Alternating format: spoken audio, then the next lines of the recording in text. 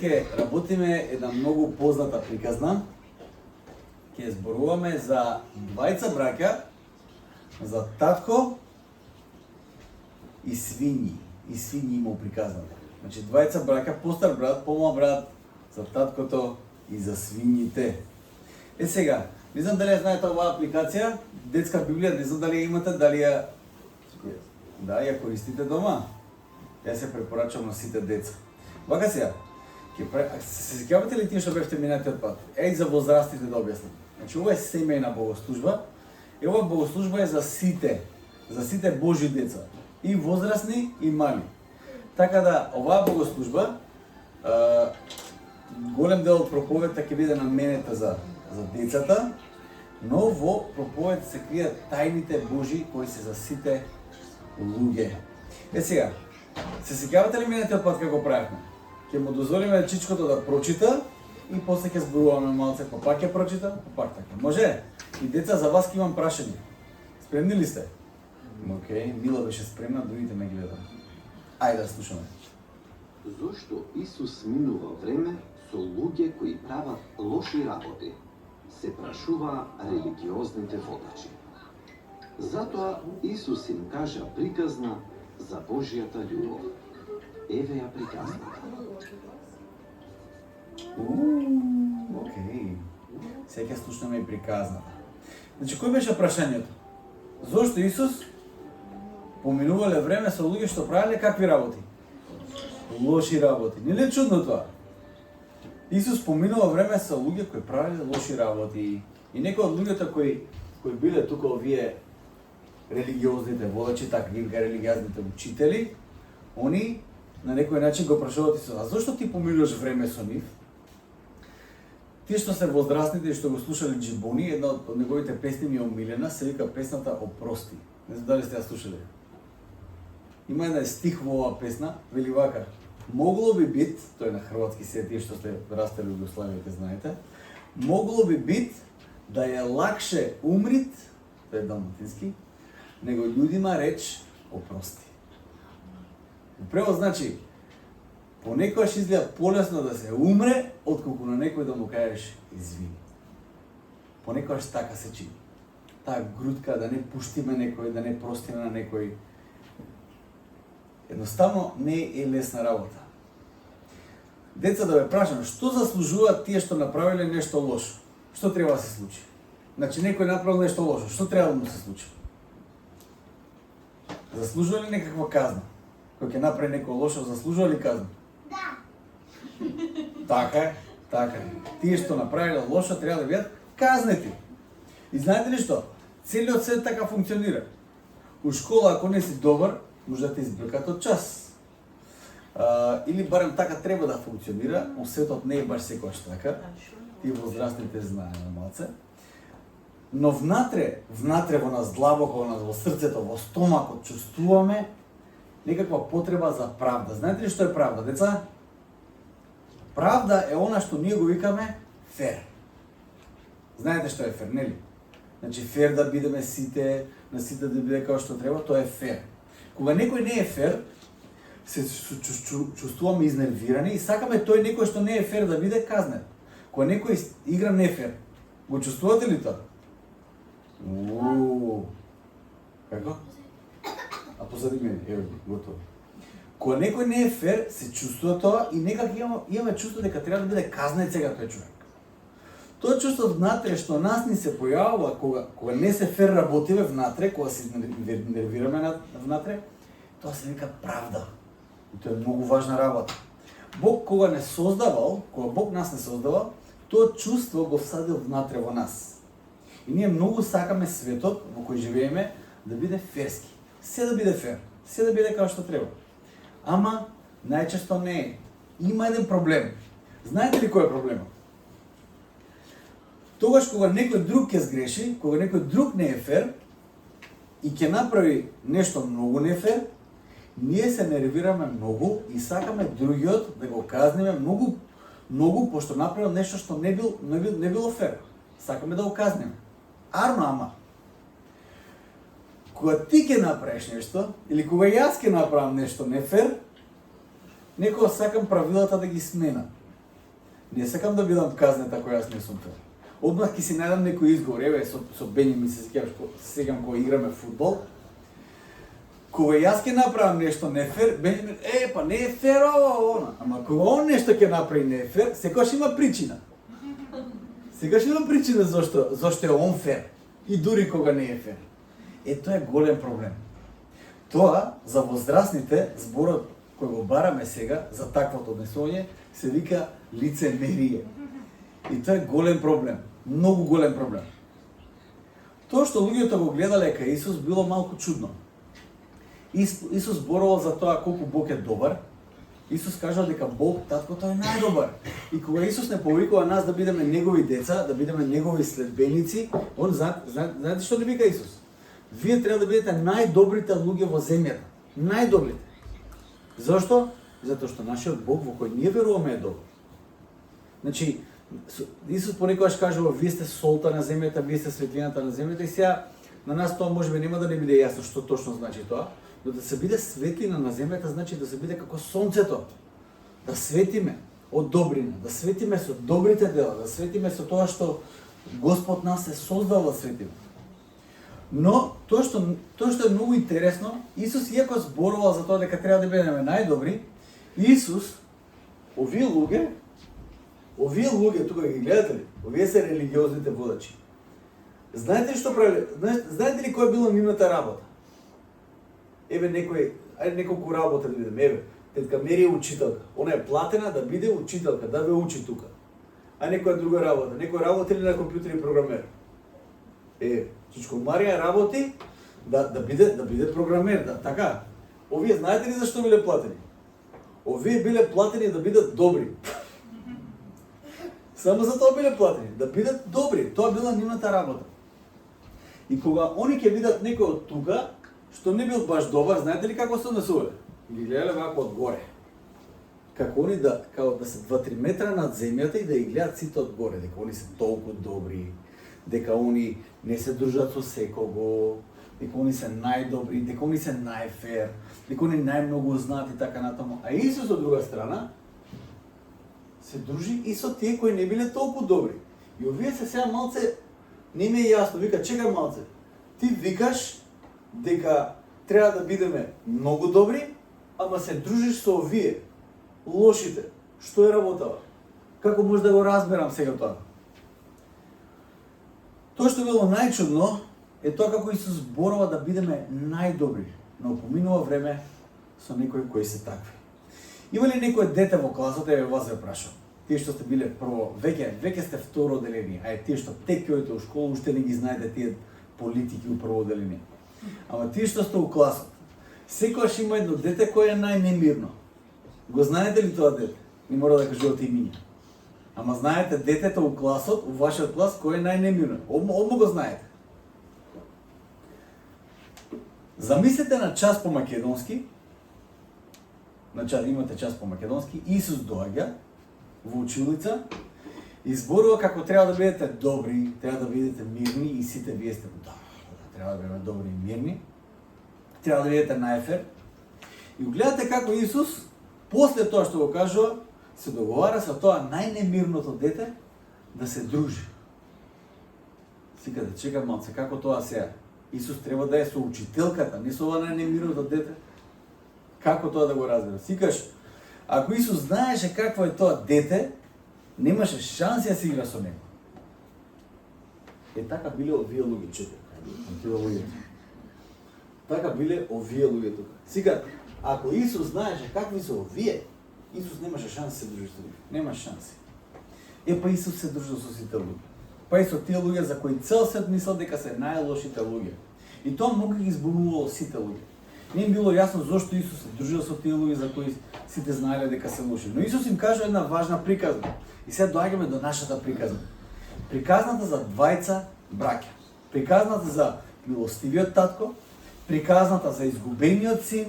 Таа приказна може да се нарече на многу имиња, затоа што приказните на Исус имаат многу страни. Кога да ги читаме, откриваат некоја нова страна. Јас овој пат, кога спремав приказната, открив една многу важна работа во оваа приказна, што порано не сум ја открив. Одиме на втора сцена, може? Ајде. Спремни ли сте? Имаше два сина. Чекай. Помладиот, зошто Исус, Еве, втора еден сцена. човек, имаше два сина. Помладиот ги побара парите кои требаше да ги добие кога таткото ќе почине. Растажен, таткото на својот син му даде половина од се што имаше.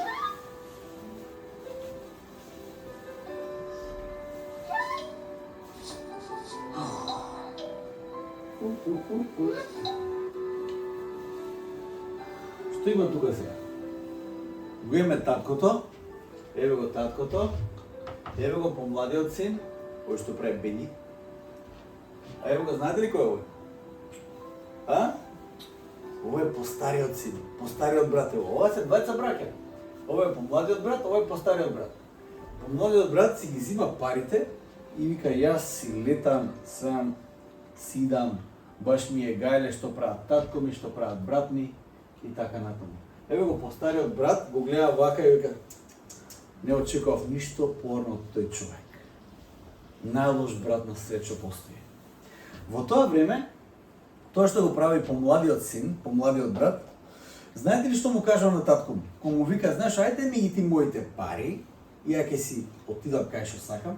Знаете ли со други зборови што му кажа помладиот брат на татко му? Му вика вака се. Во старо време, посебно таму каде што се случува оваа приказна, целиот имот, се што имаат, сите пари, коли, станови, се што имале, се делеле на децава кога ќе умре таткото. Сега тоа што е важно, овој помладиот син, знаете што му вика на таткото? Ајде дај ми го наследството што ми следува, кој ќе те чека тебе да умреш? Со други зборови, младиот му вика на таткото, знаеш што, мене многу помисли се исплати тебе да те нема, затоа што јас ќе си дојдам до моите пари и ќе си правам што сакам. Кој ќе те чека да умреш сега? Дај ми го тоа што е мое и јас тргам по своје. И тоа што е чудно, и тоа било многу чудно, наместо таткото да го избреха од дома да му каже на што личи ове, ајде бегај, таткото го дели целиот имот и му ги дава овие парички на помладиот брат. И што мислите, што се случува? Деца, ја знаете ли приказната? Што се случува? Помладиот син што прави? Помалиот брат. Ајде да видиме, може? Синот се пресели во далечна земја. Ги потроши сите пари. Потоа настапи глад. И мораше да чува туги свињи. Тој дури посакуваше да ја јаде храната на свињите.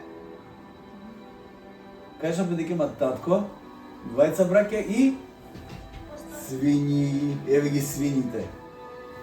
Што направи помалиот брат? Значи, си ги зема парите и мислеше дека конечно дојде до слободата во животот. Понекогаш децата, кога нешто ќе им забранат родителите, си мислат вака. Кога ќе пораснам јас, сте го помислили тоа? Кога ќе пораснам јас, ќе си правам како што сакам и никој ништо нема да ми забрани. Ќе си правам што сакам, ќе одам кај сакам.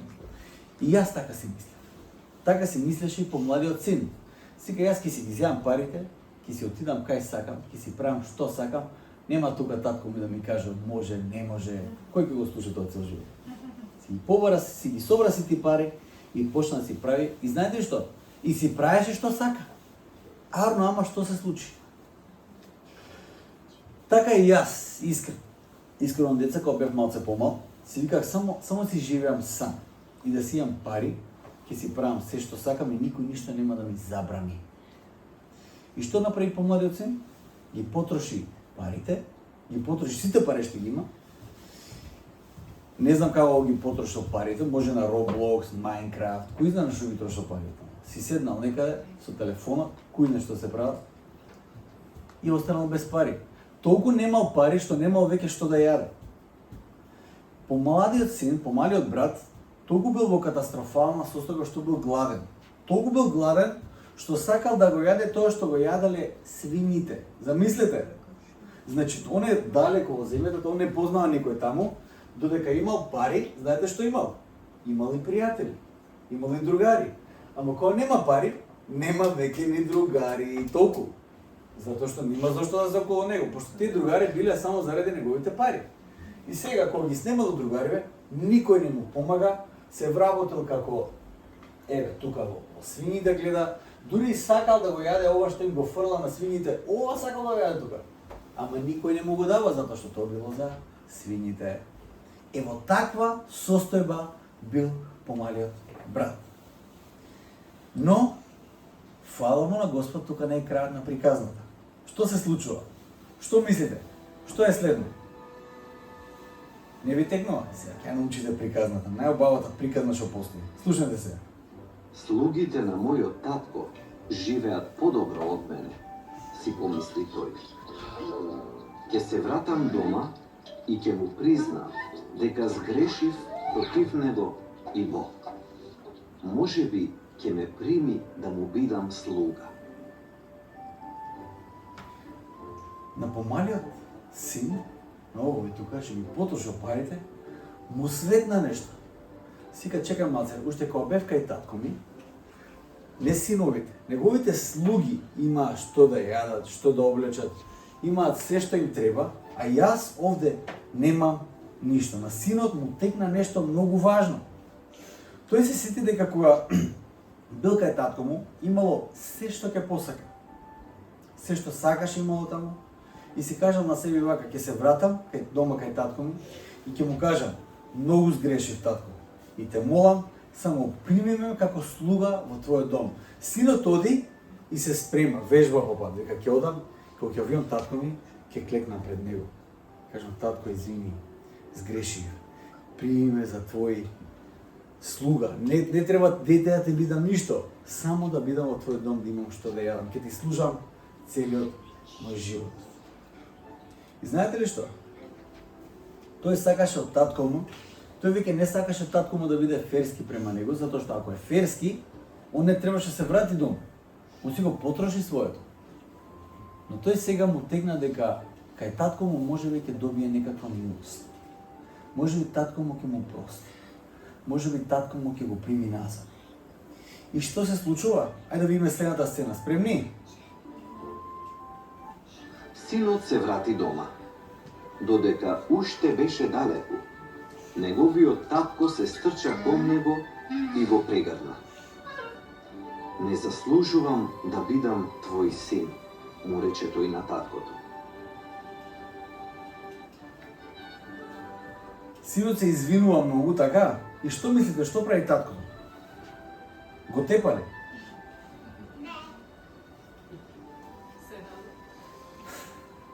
Веќе може да видиме дека таткото не само што не е луд, не само што не го тепа, туку тој дури и трча према синот и го гушка, и го чека да се врати. Замислите ја приказната. Синот се враќа на кај дома и очекува да биде казнен. Знаете, кога се враќат, кога сте направиле белја, кога не сте биле фер, кога сте направиле огромна белја, си одите на кај дома, ама кјутите малце. Знаете, кога нешто криете дека сте направили. Кјутите малце, се надевате дека никој нема да ве види. Е сега, него сите го виделе, сите виделе што направил. Он веќе не може да се крие. Он се враќа со наведната глава, вака, целиот скршен, се враќа кај таткото и очекува да биде казнен. Не знам што очекува. Да стои у кјош 2 години, не знам. Да нема мобилен телефон 2 години, не знам. Да нема цртани филмови и YouTube 2 години. Се враќа на кај дома, ги потроши сите пари што му ги дале и гледа како татко му трча према него. И јас мислам дека ако сум мој помалиот син, идам на кај дома и гледам дека татко ми трча према мене, ја очекувам шамар. Онака на волеј да му лекам. Но, он може би очекувал таткото да го истепа и да го казни многу. Само он бил толку многу гладен и сам и оставен од сите, што не му било ништо важно што ќе му се случи. Само да не биде сам, да не биде гладен и да не биде оставен од сите на светот. Тој си помислил подобро кај татко ми како слуга да бидам, отколку да останам сам и гладен далеко од домот на мојот татко. И доаѓаме до еден важен момент во приказната. Слушнете како реагира таткото. За мојот син, донесете ја најдобрата облека, рече таткото на слугите. Ставете му прстен на рака, сгответе го сгоеното теле. Син ми беше изгубен, а сега е најден.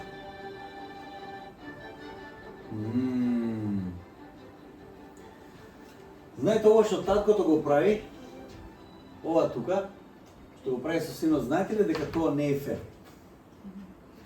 Фер е синот да биде сега казнет, да биде избркан. Тоа што таткото го прави не е фер. Едноставно, што правиме тогаш кога ние не сме фер кон другите? Кога другите не се фер кон нас? Некако сакаме да бидат казнети, ама кога ние не сме фер, што да правиме тогаш? Таткото покажала една многу важна работа. Поважно од тоа да се биде фер со синот е синот да се врати дома кај него. Тоа е најважната работа. Ако таткото има приоритети, кои се најважните правила за него, најважното правило за него е синот да биде дома кај него, да му биде син повторно. Една работа е многу јасна. Помладиот син не да не бил фер, бил најнефер од сите. Како прво му кажал на татко му: "Леле, тен сакав се да те немај да си го добијам тоа што е моје." На постариот брат му кажал, овој помалиот, со тоа што го направил: "Мене се друго ми е поважно од тебе. Ти и не си ми толку важен." Замислете брат или сестра на брат или сестра на сестра да каже вака: "Се ми е поважно од тебе. Ти не си ми важен." Така се почувствувал постариот брат. Една работа е многу јасна. Помладиот син бил ужасно нефер, но тоа што е уште поважно, помладиот син му текнало, и тоа е најважната работа, му текнало кој е неговиот татко. Помладиот син се сетил дека татко му е добар човек и дека кој да се врати дома. На некаков начин татко му ќе му помогне. Кога татко му го видел како доаѓа, без синот да каже еден збор, таткото знаел дека чим синот се враќа дома, тоа е најважната работа. Мојот син беше изгубен и сега е најден. Така кажал таткото. Мојот син сега беше изгубен, а сега е најден. Но во приказната има уште еден. Уште кој го испуштивме до сега? Го имаме помалиот брат, таткото, свињите и кој фали? Братот, постариот брат. Ќе се појави ли од некаде он? Ајде да видиме што прави постариот брат. Може ли? Постариот син се налути кога слушна за оваа прослава. Не е фер, се жалеше тој. Јас верно работам и не добив ништо. Тој ги троши твоите пари и за него правиш забава. Управо ли е стариот брат? А? Видите колку е луд. Види, бега. И степа некој.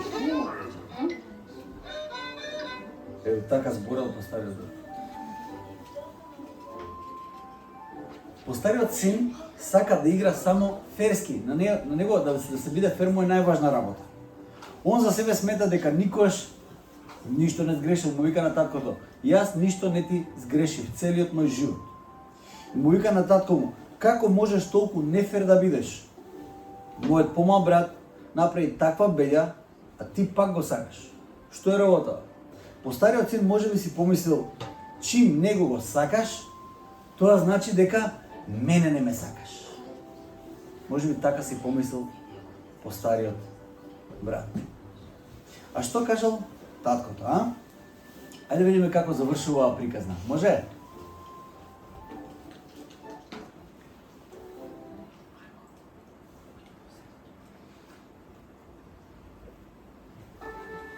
Твојот брат беше постариот син се што е мое е и твое, одговори. Твојот брат беше мртов, а сега е жив. Беше изгубен, сега е најден. Што друго да правиме, освен да славиме? Таткото му вика на постариот син: "Се што е мое е и твое. Кога ќе се врати помладиот брат, што друго да правиме, освен да прославиме затоа што твојот брат, кој беше мртов, сега е жив, кој беше изгубен, сега е најден. Постариот син не сакаше он ниту да се радува. Има една важна работа во целата приказна, а тоа е зборот извини. Зборот извини е многу важен. Еден од најтешките зборови кои може некогаш да ги кажеме. Дури понекогаш може да ги кажеме со устата, ама да не го мислиме внатре во срцето. Кога мама или тато ќе те натерат, кажи извини, и ти кажеш извини. Го кажуваш тоа, ама не го мислиш. Ти се уште мислиш дека ти си управо. Ама затоа што ми кажа, јас ќе кажам извини. Ве натерале некојаш да кажете извини, а не сте сакале? Да. А дали некојаш ве натерале да простите на некого, а ти не си сакал да простиш? Не, само за извини работа, добро. Постариот брат имал еден многу важен проблем. И се тоа е многу важно и за децата, ама и за возрастните. Многу, многу важно. Проблемот кој постариот брат го имал бил проблемот на непростување. Постариот брат не сакал да прости. Има одредени последици кои ќе се впуштиме во еден таков животен стил на непростување. Овој краток дел мора да го слушнат сите. Песната Опрости од Джибони вели вака: могло би бит да е лакше умрит, него људима реч опрости. Јас би рекол вака: може би понекогаш е дури полесно да се умре отколку да му се прости на некого. Да кажеш извини. Понекогаш дури тоа ќе го кажеш, ама да простиш на вистина на некого, тоа е многу тешко. Проблемот со простувањето е малку поголем од колку што можеме да замислиме. Некои теолози ги кажат вака. Тие што ја читаат многу Библијата велат вака: во срцето имаме ние неколку врати. Една од вратите што имаме е за простување. И велат вака: вратата во нашето срце преку која даваме простување, преку која простуваме, е истата врата преку која ние и примаме простување. Истата врата е. Ако таа врата ја затвориме, ја затвараме вратата на простувањето и да го даваме и да го примаме. И тоа има многу логика, затоа што кога се молиме со молитвата Оче наш, ја знаете ли молитвата Оче наш, деца? Ќе треба да ја научите, ако не ја знаете. Еден дел од молитвата Оче наш вели вака: прости ни ги нашите грешки, како што и ние ги простуваме на оние кои ни грешат на нас. И подоцна Исус во оваа молитва, кога ја завршува молитва, ќе каже амин, има едно мало да објаснување, вели вака: бидејќи ако им ги простите на луѓето гревовите нивни, и вам ќе ви ги прости вашиот Отец Небесен. А пак, ако пак не им ги простите гревовите на луѓето, и вашиот Отец нема да ги прости вашите. И тоа е страшна работа. Исус вели вака: ако не си во состојба да му простиш на оној кој ти сгрешил и не сакаш да му простиш, тогаш ни Бог нема да ги прости твоите гревови. Јас би сакал овој дел да не стои во Библијата. Би сакал да стои делот само кога мене ми е простено, ама да не морам јас да простам. Зашто така христијанскиот живот е многу полесен. Само што прави непростувањето? Не сме свесни дека од непростувањето се комплицира животот до крај и е нешто каде што заглавил постариот брат. Каде заглавил постариот брат? Има 3 последици. Слушате сега. Прва работа, прва последица од непростувањето е: прво, постариот брат не може да го прими помладиот брат. Постариот брат не може да го прими помладиот брат дома. Воопшто не ја остава можноста за братот да се врати дома. Кога помладиот брат излегува од дома, постариот брат ја затвара вратата позади него. Не постои шанса во неговото срце за враќањето на помалиот брат. Всушност, постариот брат се надева дека помладиот брат никогаш нема да се врати. Всушност, обично постариот брат во приказната се надева дека на лошо ќе му тргне на помладиот брат. се надева дека нема да успее и дека нема да се врати дома. Братот е маркиран и според постариот брат, гревот и грешката на братот стануваат неговиот идентитет. Секогаш кога ќе се збори за помладиот брат, постариот брат го гледа тоа како грешка во животот. Како некој за кого се збори само нешто лошо. Според стариот брат, секаква шанса за помладиот брат да се промени ја нема. Он не очекува ништо добро од помладиот брат. Апсолутно ништо добро. Он очекува само лошо. Верувам дека има доста луѓе во нашиот живот кои го имаат овој статус кај нас како на помалиот брат. Излегле од нашиот живот и ние после нив сме ја лутнале вратата на нашето срце и тука некаде раскрстуваме со тие луѓе. Мислиме дека оваа беља на помладиот син била прва и единствена беља, и јас мислам дека постариот син му ја собирал на брат му некое време. Брат му една беља ќе направи, втора беља ќе направи, трета беља ќе направи и оваа последната беља веќе толку голема што нема оправање од таа работа. Всушност, јас верувам дека постариот син и се надева дека помладиот брат ќе ги прокоцка парите да види како е.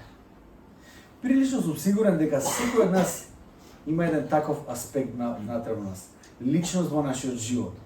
Може не во таа хардкор верзија што ја кажав, но има елементи на правда која сакаме да биде задоволена за некои личности во нашиот живот. Едноставно сакаме тој некој кој е во нашиот живот да види каков е животот. Чувството за правда, за фер и нефер, воопшто не е лоша работа. Не ме разбирате погрешно. Проблемот кога јас и ти сакаме да истераме таа правда за животот на другите и преку таквите акти ние ги затвараме вратите на нашите срца за многу луѓе кои биле во нашите животи. Кога зборувам на таа тема и за затварање врата позади некој од нашиот живот кој излегол, изгледам дека во многу аспекти Светиот Дух ќе ви донесе некои имиња во вашите мисли. Дали би тоа биле некои пријатели кои ве повредиле, кои излегле од вашиот живот и вие позади нив ја затварате вратата. Може би биле некои соработници, може би биле некои колеги од работа, може би биле некои роднини кои ве повредиле многу, ве повредиле навистина, ве оставиле и вие позади нив полека или силно ја затварате вратата. И од тие луѓе не очекувате ништо добро. Всушност, не очекувате никаков потенцијал за враќање, за обновување на односот. Вие имате раскрстено. Може би Светиот Дух сега ви кажал за некои такви луѓе. Може би сега ви зборува во главата, во вашето срце, за некои луѓе кои може би го имаат тој статус кај вас. Бог преку овие работи открива една друга, уште пострашна опасност. Постариот син, преку тоа што не беше во состојба да го прими назад помладиот брат, преку непростувањето, покажува дека тој е во состојба да не може да го прими таткото таков каков што е. Тоа е другата пострашна последица. Постариот син никогаш не го напуштил таткото. Но преку неговиот одговор покажува дека всушност тој никогаш не бил со таткото. Тој бил цело време со таткото, но никогаш не го прифатил таткото таков каков што е. Милоста на таткото, која е неговата силна страна, постариот брат ја гледа како слабост. Постариот брат верува само во себе, во тоа што тој може да го сработи, тој верува во ферплей, неговата самодоверба е на завидно ниво, но ја нема довербата во таткото. Преку непростувањето, не само што не може да го прими својот брат, не може да го прими и својот татко. И на крај, најстрашната работа, постариот син не може да го прими ни својот статус како син на тој татко. Со други зборови, на крајот на нештата, постариот син се отворила дури и самиот себе си. Не е во состојба да го прими и ужива благословот кој е наменет за него од таткото. Тој живее со таткото, но тој е во робство, во постојано робство. Тој пред таткото ја приложува својата состојба како некој кој работи цело време и никогаш не направил забава за себе. Тој едноставно не е во состојба да прифати идентитет кој тој го има. И единствен кој стои на неговиот пат да го прифати тој идентитет е самиот тој. Самиот си пречи да биде син на милостивиот Не е ни помладиот син кој ги прокоцкал парите на таткото, не е ни таткото кој искажува милост од ракав, без да мора помладиот син да се покаже, да се докаже дека се сменил. Постариот син пати единствено од самиот себе. Еве е големата опасност. Бидејќи постариот брат не може да му пружи милост на помалиот брат, тој не е во состојба да живее живот во кој ќе може да прими милост. Постариот брат живее во свет на заслуги, но неговиот критериум на заслуги е искривен во целост. Колку само христијани имам приметено дека се заглавени токму во таа позиција на постариот син. Како изгледа човек кој е заглавен во таа позиција на постариот син? Како прво, христијаните после некое време заборавиле што се таткото на нив им простор. Ние луѓето забораваме, знаете ли колку забораваме? Не сте ни свесни. Ги забораваме сите добри дела, ги забораваме секоја милост која ни е искажена, едноставно ги зијаме здраво за готово. Добрите нешта, најважните нешта во животот знаеме да ги земеме здраво за готово. Обично кога одиме во Америка, со Фани, тој првиот културолошки шок кој ќе излеземе од тој аеродромот е колку се е уредно. Нема нешто што не е уредно. Сите дворови се, тревата е, китките, околината, се е чисто. Нема. Не знам што да ви кажам. Минатиот пат кога бев, ме вози Джим, што доаѓа тука кај нас, ме вози од кај аеродромот до кај нив. Викам, Джим, не сте ни свесни што имате тука, колку е убаво. Јас едно поменување од центар до Бардовци поминувам низ што ли све не. Нечистотија, хаос, неред, така натаму. Он тоа веќе него ни приметува таму. Го зима тотално здраво за готово. И тоа е многу нормална работа. Исто како што јас и ти го земаме воздухот кој го дишаме. Јас не размислувам цело време за воздухот што го дишам, едноставно го дишам. Добрите работи ги земаме здраво за готово. Е така понекогаш христијаните ја прифаќаме милоста Божја, здраво за готово. Едноставно сме примиле милост, но сме заборавили дека сме примиле милост. Сега критериумот за другите околу нас нема милост, има само заслуги. Треба да се докажа другите околу мене. Треба да видам дека се они добри. Треба да видам и така натаму и така натаму. Заборавиле што се таткото ни им простил. Ама сега, кога треба на друг да се прости, се оди во детали, во процедури, се бараат докази, се бараат што ли се не на списокот. Бог има еден стандард за простување. Стандардот е ова, што го видовме, враќање кон таткото. Помалиот син не донел заработка од тоа што го земал од таткото, не донел некои заслуги, не донел орден за некакви признанија. Синот се вратил во полоша состојба, не можел да биде, но се вратил кај таткото. И тоа е најважната работа. Се вратил кај таткото. И тогаш добил милоста. Мораме да знаеме дека истата врата која дава простување е истата врата која ја прима простување. Јас сега ќе ја прашам вака.